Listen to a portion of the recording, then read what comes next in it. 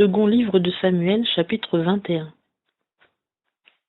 Il y eut du temps de David une famine qui dura 3 ans de suite. Et David chercha la face de l'Éternel, et l'Éternel dit, c'est à cause de Saül et de sa maison sanguinaire, parce qu'il a fait mourir les Gabaonites.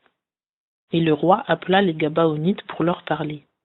Or les Gabaonites n'étaient point des enfants d'Israël, mais un reste des Amoréens, et les enfants d'Israël s'étaient engagés envers eux par serment. Cependant, Saül avait cherché à les faire périr, parce qu'il était jaloux pour les enfants d'Israël et de Juda.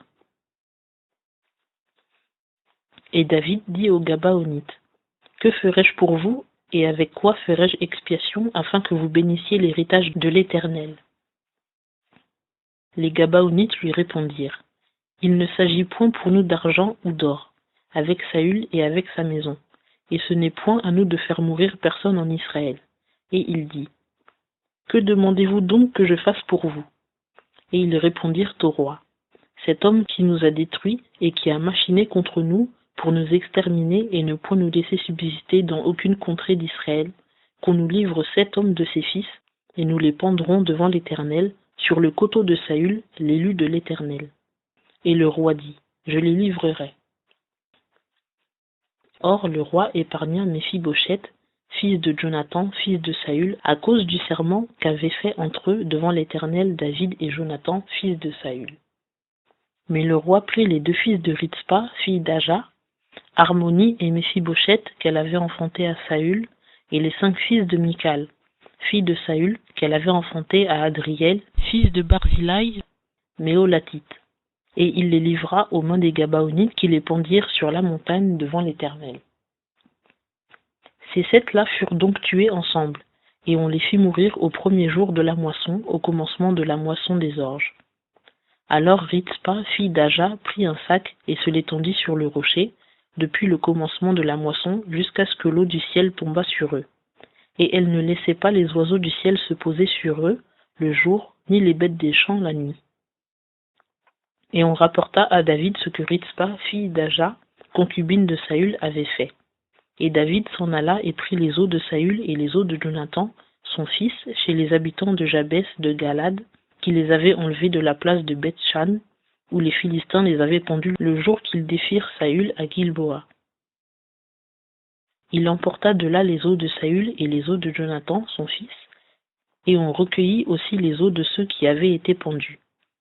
Et on les ensevelit avec les os de Saül et de Jonathan, son fils, au pays de Benjamin, à Tséla, dans le tombeau de Kis, père de Saül.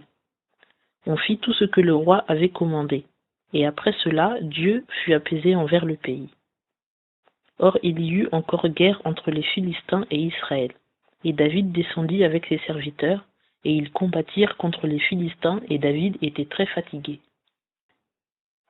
Et Jishbi de Nob, qui étaient des enfants de Rapha, et qui avait une lance dont le poids était de 300 cycles d'airain, et qui était ceint d'une armure neuve, avait résolu de frapper David. Mais Abishai, fils de Tseruja, vint à son secours, et frappa le Philistin et le tua. Alors les gens de David firent serment et lui dirent, « Tu ne sortiras plus avec nous à la bataille, de peur que tu n'éteignes la lampe d'Israël. » Après cela, la guerre eut encore lieu à Gob contre les Philistins.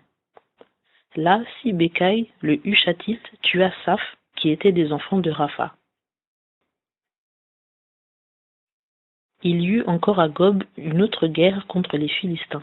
Et Elkanan, fils de Jaharé au Régim, Bethléemite, frappa Goliath, le Githien, qui avait une lance dont le bois était comme l'ensouple d'un tisserand.